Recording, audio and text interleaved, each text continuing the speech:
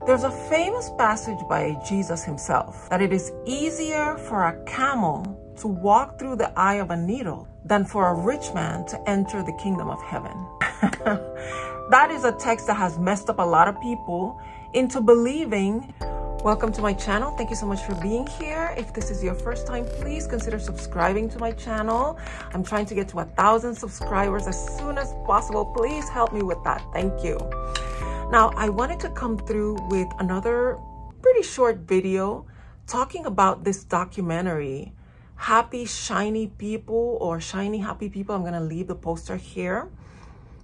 And I have to tell you, this was very interesting.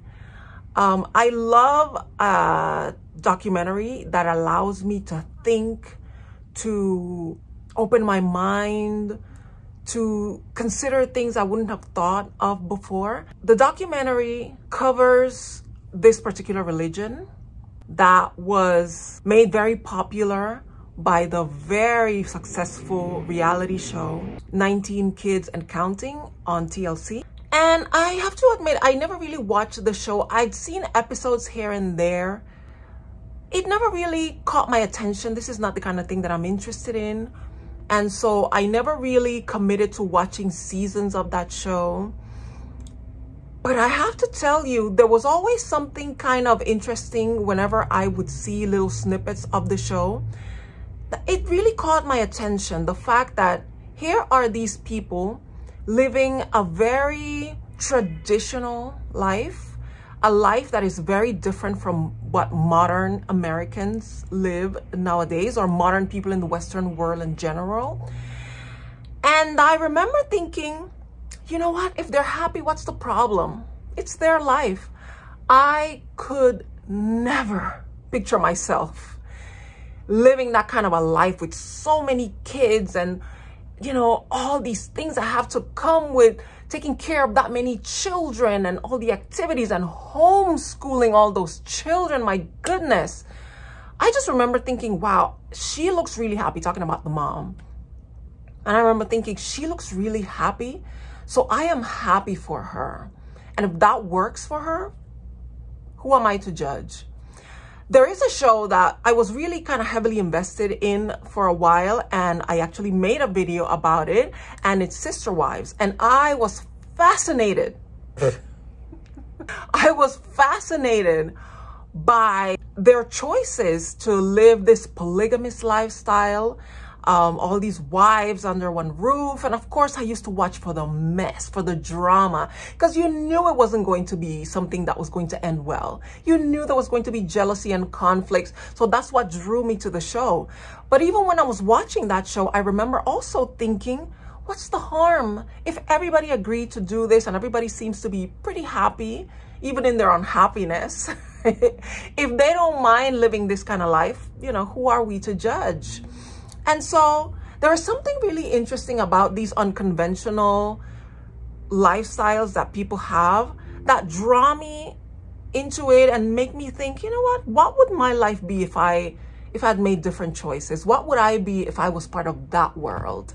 Like I said earlier, the whole, 19 children, it never really appealed to me enough to capture me, to make me want to commit to the show and actually watch seasons. But watching this documentary and seeing what was really happening behind the scenes, the control, the abuse, the indentured servitude.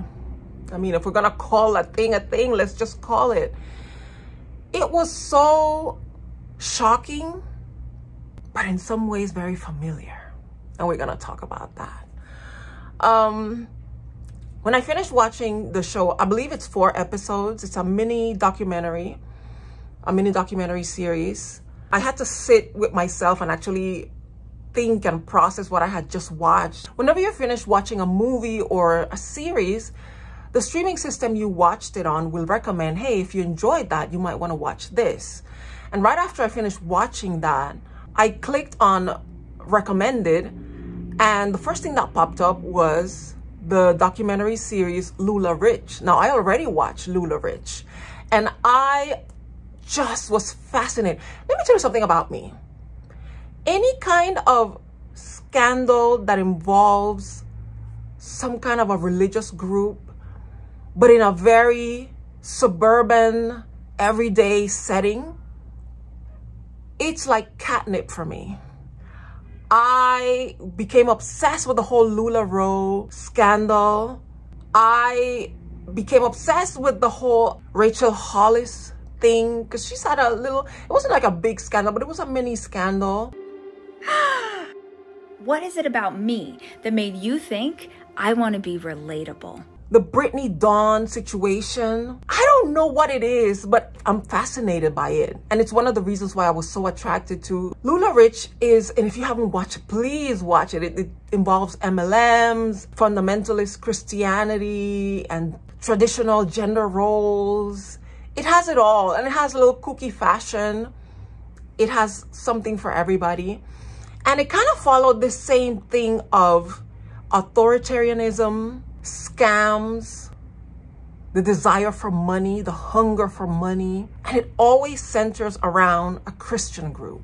And as Christians, we have to ask ourselves, what is it about our beliefs, our lifestyle, that is so drawn to the concept of making and hoarding money, which is so contrary to the teachings of Christ? Why is that? Now, full disclosure, I am a Christian. I was born and raised and baptized in the Seventh-day Adventist Church. And there was a time, and I would even say, even nowadays, there's some people who consider my religion a cult that's outside of what is considered traditional evangelical Christian lifestyle beliefs. We have some things that kind of take us out of that category. Instead of going to church on Sunday, we keep the Sabbath on Saturday, and that's our holy day. We preach a very unconventional health message. We don't eat pork or shellfish or all of the things that other Christian people eat. And our eating actually is more aligned with Jewish and even halal Muslim beliefs. So, you know, we have some things that are kind of out there. But I would say that we also have some things that put us in the more progressive, may I say, category. We are very strong advocates, fierce advocates of the separation of church and state. And as a matter of fact, my church lobbies heavily on that, on wanting to maintain a very clean separation between the two. They don't belong together. We're also always been defenders of the environment. We believe in protecting the environment. We don't believe that this earth just came as an accident, that it was given to us from the hands of God. And as such, we believe that we must protect the earth, so we don't believe in polluting and doing things that may disrupt the world and the ecosystems that exist here. So we're very progressive in those areas. We're very traditional, very conservative in other areas. So the point I was trying to make here is that as someone who comes from a not so cookie cutter, conventional, evangelical Christian background, who comes from a group that could be considered a cult, I have a little bit more, how can I say, sympathy for other groups, other Christian groups that may fall under that category, like the IBLP and the Mormon Church, the two religions that are discussed in these documentaries. That's why I mentioned my religion, to show you my perspective on this. But it was those traditional views that I recognized when I was watching both the Lula documentary and the 19 Kids and Counting documentary. And it just made me wonder, what is it about Christian beliefs and Christian culture that makes us so prone to falling into these financial scams and this whole prosperity gospel, which again is very contrary to what Jesus taught. There's a famous passage by Jesus himself where he says that it is easier for a camel to walk through the eye of a needle than for a rich man to enter the kingdom of heaven. Now, that is a text that has messed up a lot of people into believing that poverty is the key to heaven. that having money, being successful, is what's going to take away your salvation, your ability to spend eternity with the Lord. I really don't know what Jesus meant by that. I doubt that he meant if you are rich, you will automatically be lost. And a lot of people have taken that literally. But if I were to take a guess, I would say that what Jesus was trying to say is, if you make it your life, the constant pursuit of money, if that's all you are about, if this is what you make your life about, can interfere with your pursuit of higher, more important, more valuable things, like a close walk with God, like a relationship with your family, like service to your community, like the pursuit of noble employment, even if it means you won't enjoy great riches from it. I think that's what he meant. I don't think he ever meant to say, don't be rich. If you're rich, you're a bad person. I don't want to see you if you're rich. And unfortunately, for a lot of people, we have misinterpreted that text. And I think that that has led us to have a lack mentality as Christians, to believe that lack is everywhere. Let me explain what I mean by that. By misinterpreting this text, a lot of people, I believe, including myself, grew up with this mentality way back in the recesses of our subconscious mind that God doesn't want us to have a lot, that he wants us to have just enough and even less than enough, so that instead of being consumed by riches and success and materialism, we depend completely on him. And so in his love for us, he's constantly putting a barrier between us and abundance.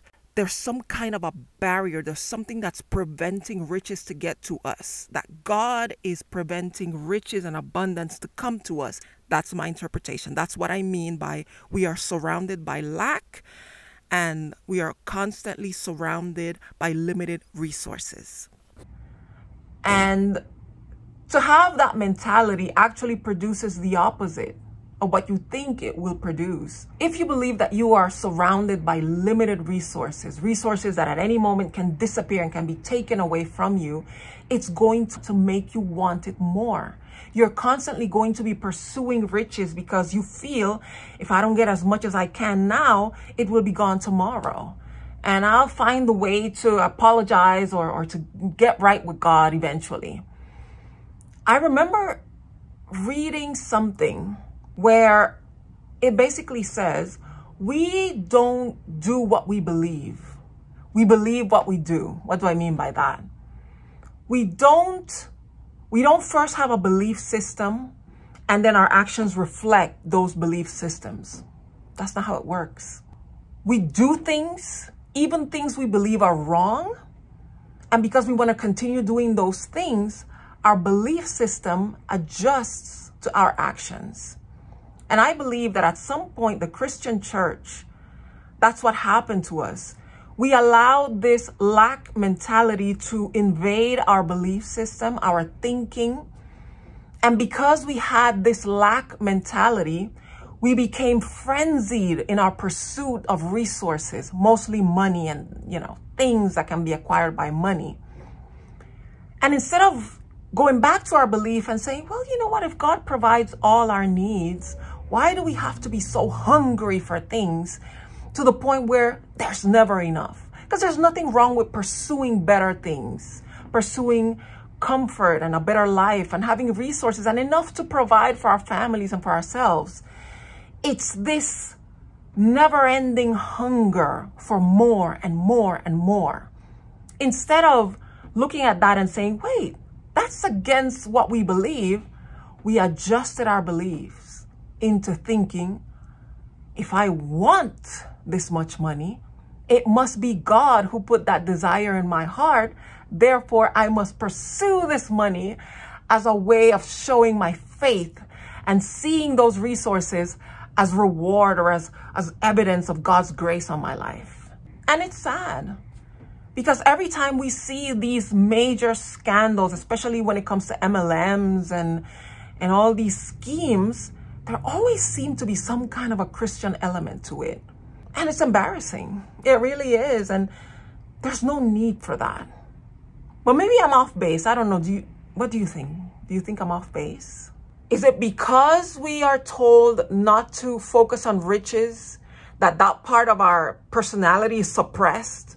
And so now it's overflowing because we want the money that we've been told that if we get it, we won't be able to go to heaven. I don't know. All I know is that a good life is a balanced life, not too much of anything. I think there's something to be explored here. This is an interesting topic, but I really just wanted to make this video to, I don't know, encourage you to watch the documentaries, Shiny Happy People and Lula Rich. They're both on Amazon Prime Video. If you haven't watched them, please, I highly recommend that you do. And if you're a Christian, talk to me in the comment section. Tell me if you watched the documentaries. Let me know what you think. Let's discuss in the comment section. Please subscribe to my channel. I really would like to get to 1,000. It feels impossible. Sometimes it feels like, oh, we're getting there. And then it slows down and it just grinds to a halt. But you know what? Anything that you chase will run from you. When you feel that you have everything you need, you attract things to you. So let's see how that works. I'm gonna try to pretend that I don't want 1,000 subscribers, but I really do. So please subscribe to my channel. Leave a like if you enjoyed this video. Share it with others and start a discussion about what is it with us Christians. And hopefully I will see you here in the next video.